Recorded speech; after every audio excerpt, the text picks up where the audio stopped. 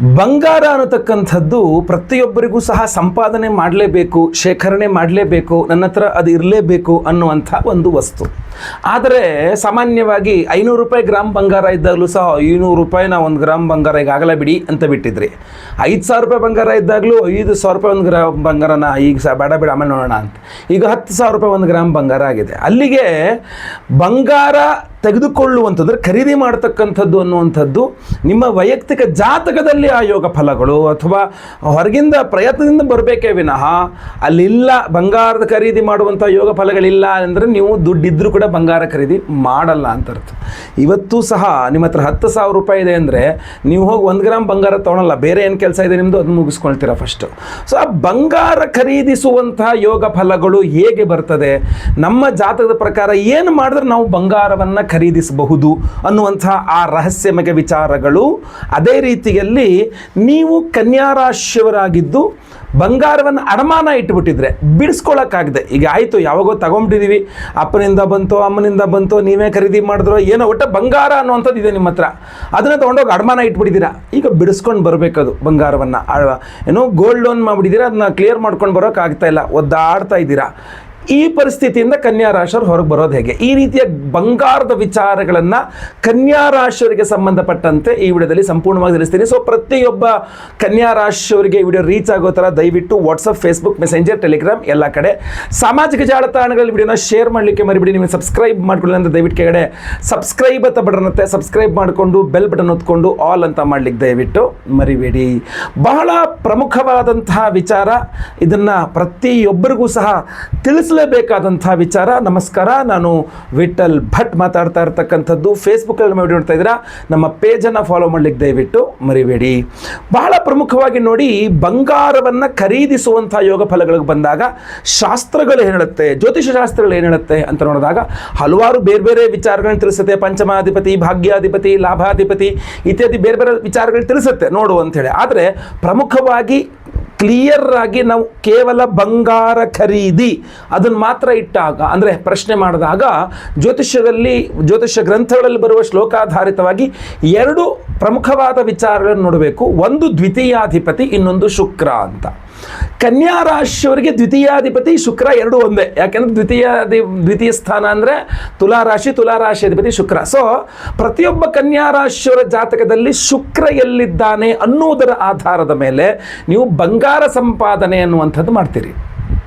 ಶುಕ್ರ ಎಲ್ಲಿದ್ದಾನೆ ಅನ್ನೋದರ ಆಧಾರದ ಮೇಲೆ. ಶುಕ್ರ ಚೆನ್ನಾಗಿದ್ದಾನ, ಚೆನ್ನಾಗಿ ಬಂಗಾರ ಸಂಪಾದನೆ ಮಾಡ್ತೀರಾ. ಶುಕ್ರ ಚೆನ್ನಾಗಿಲ್ವಾ, ಬಂಗಾರ ಸಂಪಾದನೆ ಅಷ್ಟಕ್ಕಷ್ಟೇ ಆಗಿರೋದಿಲ್ಲ ನಿಮಗೆ.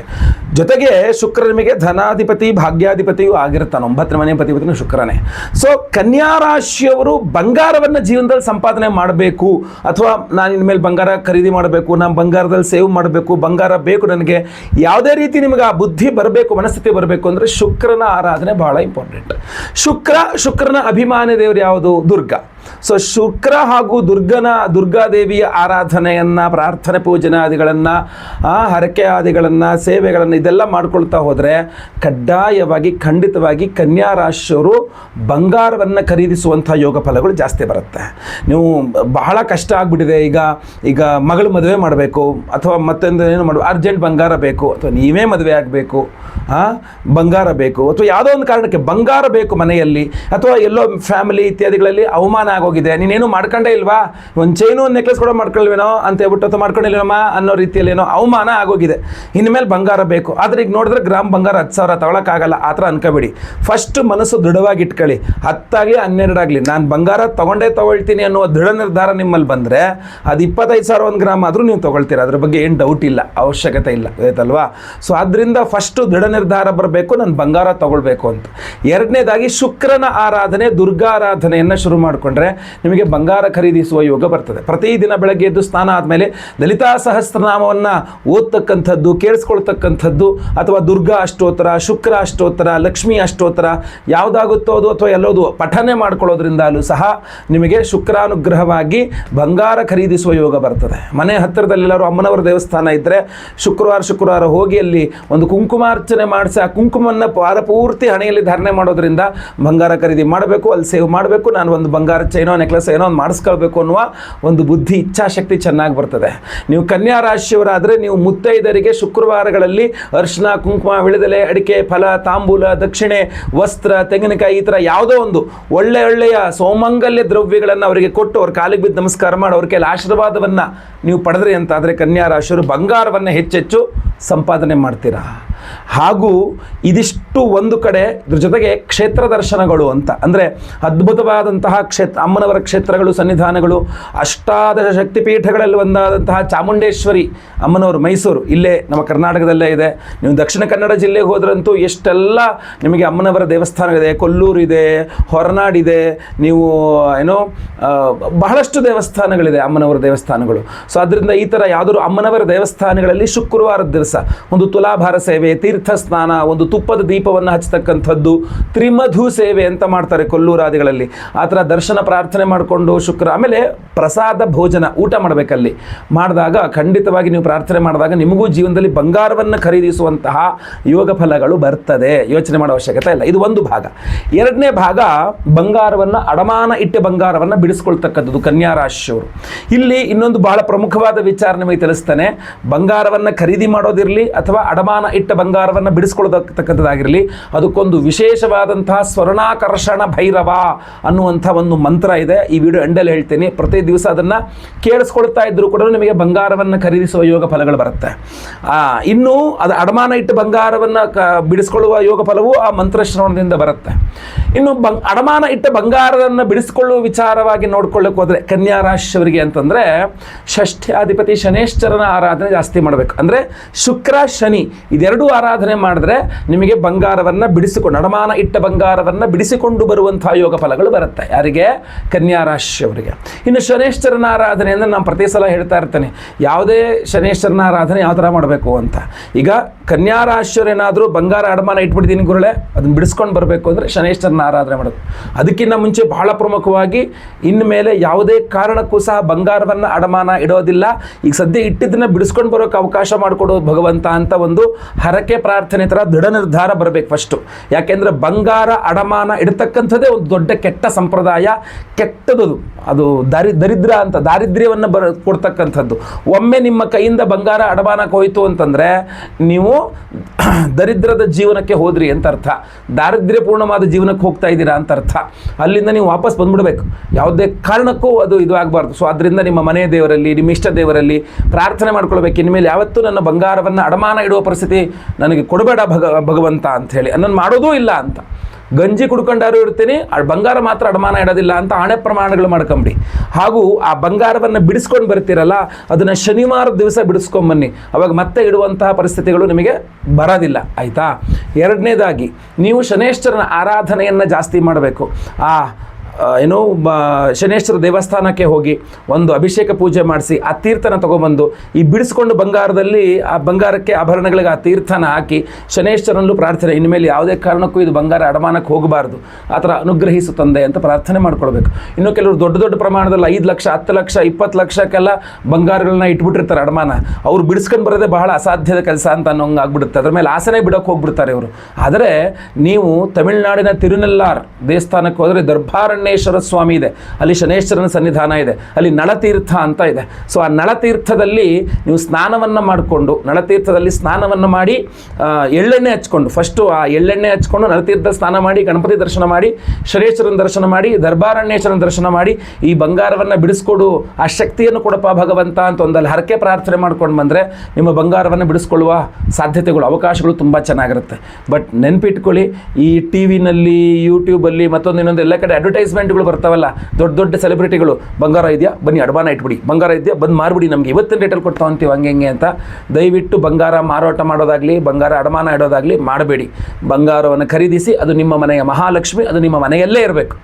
ಆಯ್ತಲ್ವಾ? ಮನೆಯಲ್ಲೇ ಇರಬೇಕು ಅಂತಂದರೆ ನೀವು ಬೇಕಾದ್ರೆ ಸೆಕ್ಯೂರಿಟಿ ಪರ್ಪಸ್ ಬ್ಯಾಂಕ್ ಲಾಕರ್ಗಳಲ್ಲಿ ಇಡಿ, ಆದರೆ ಅಡಮಾನವಾಗಿ ಬ್ಯಾಂಕ್ ಲಾಕರ್ಗಳಲ್ಲಿ ಹೋಗಬಾರ್ದು ಅದು.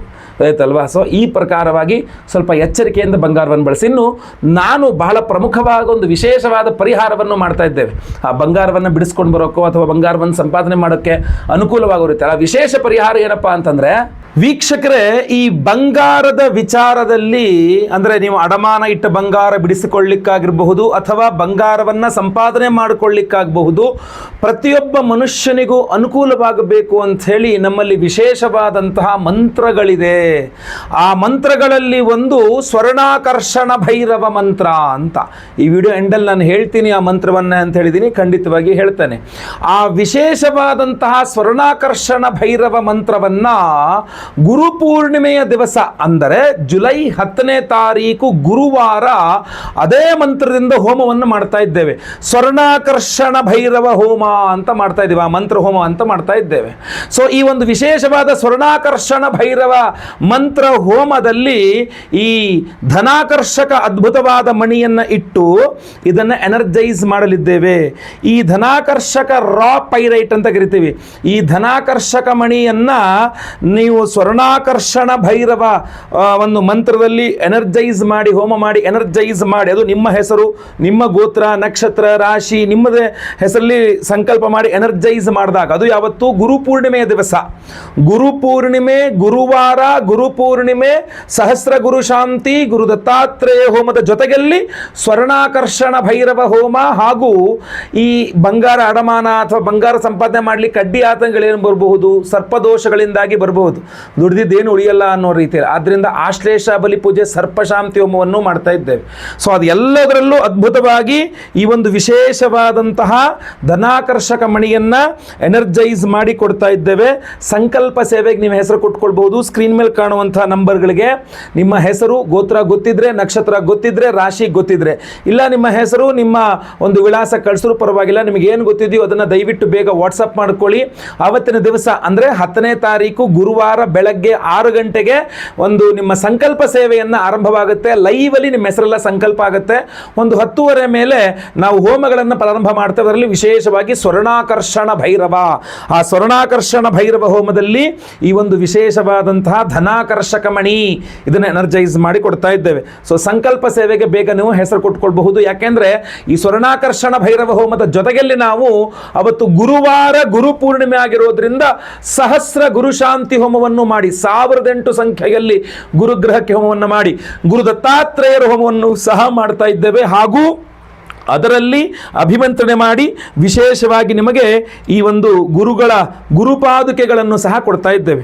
ಈ ಒಂದು ಗುರುಪಾದುಕೆಗಳು ಸಹಸ್ರ ಗುರು ಶಾಂತಿ ಹೋಮ, ಗುರುದತ್ತಾತ್ರೇಯ ಹೋಮಗಳಲ್ಲಿ ಅಭಿಮಂತ್ರಣೆ ಆದರೆ ಈ ಒಂದು ವಿಶೇಷವಾದಂತಹ ಧನಾಕರ್ಷಕ ಮಣಿ ನಿಮಗೆ ಸ್ವರ್ಣಾಕರ್ಷಣ ಭೈರವ ಹೋಮ, ಅದೇ ರೀತಿಯಲ್ಲಿ ವಿಶೇಷವಾಗಿ ಆಶ್ಲೇಷ ಬಲಿ ಪೂಜೆ, ಸರ್ಪಶಾಂತಿ ಹೋಮ, ಗುರು ಶನಿ ನವಗ್ರಹ ಶಾಂತಿ ಹೋಮಗಳೆಲ್ಲ ಎನರ್ಜೈಸ್ ಆಗುತ್ತಿದೆಲ್ಲ.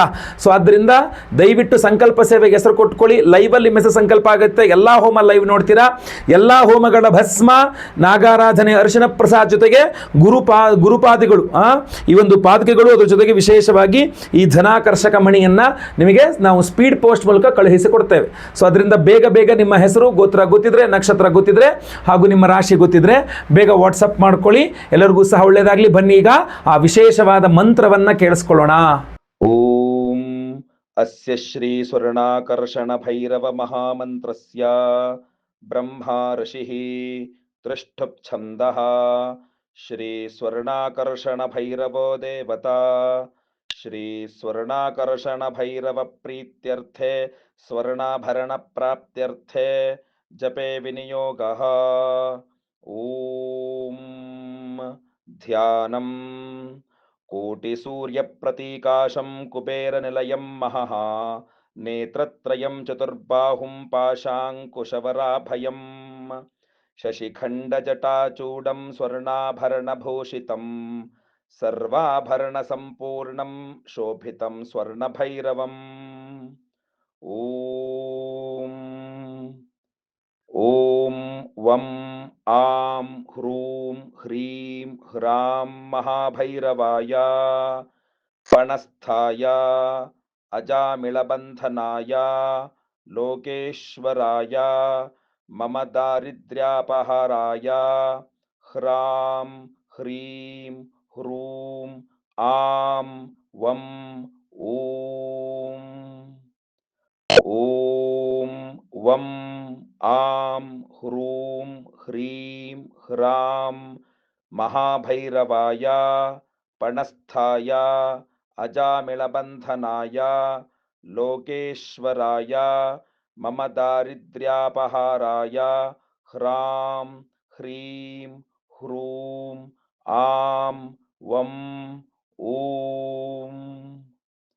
ಓಂ ವಂ ಆಂ ಹ್ರೂಂ ಹ್ರೀಂ ಹ್ರಾಂ ಮಹಾಭೈರವಾಯ ಪಣಸ್ಥಾಯ ಅಜಾಮಿಳಬಂಧನಾಯ ಲೋಕೇಶ್ವರಾಯ ಮಮ ದಾರಿದ್ರ್ಯಾಪಹರಾಯ ಹ್ರಾಂ ಹ್ರೀಂ ಹ್ರೂಂ ಆಂ ವಂ ಓಂ.